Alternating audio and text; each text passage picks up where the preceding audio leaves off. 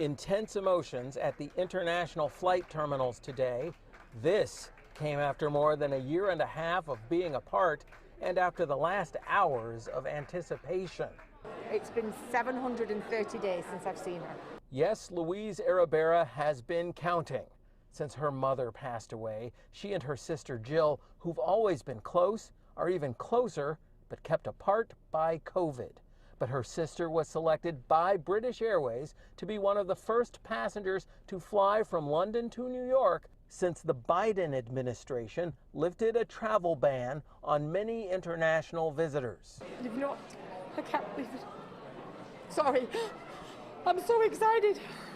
I've won the lottery. And this little guy is almost 2 years since he saw him, so he's like this much higher, so he's like been a lot of changes, so it's been tough. What's the first thing you're going to do when you see Uncle Phil? Run and hug him. His uncle is also among the passengers selected by British Airways for one of the first flights since restrictions were dropped. And when the flight, appropriately numbered Flight 1, landed and deplaned, there was Uncle Phil.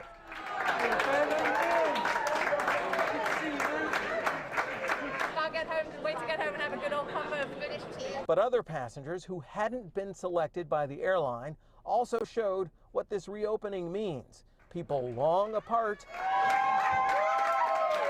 are together again.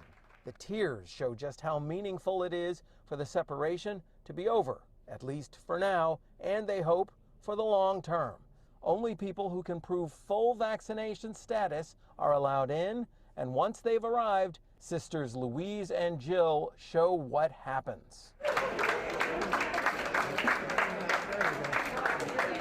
It's the best thing ever in the whole world.